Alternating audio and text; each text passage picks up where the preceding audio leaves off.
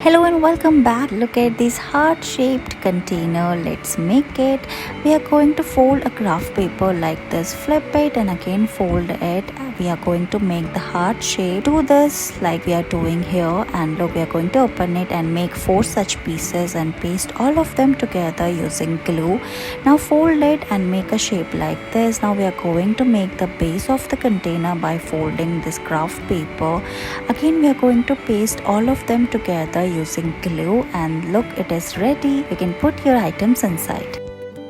Look at this beautiful flower shaped jewelry box. Let's make it. Take a craft paper, fold it and make a square. Again press it and make a triangular shape like this. Now we are going to make the petals of the flower by folding it like this. After that, give more shape and again flip it and do like this we are doing here. And look, open it and look, your flower shape is ready. We are going to give it shape, and look how pretty this flower jewelry box is looking. Thank you so much for watching this video.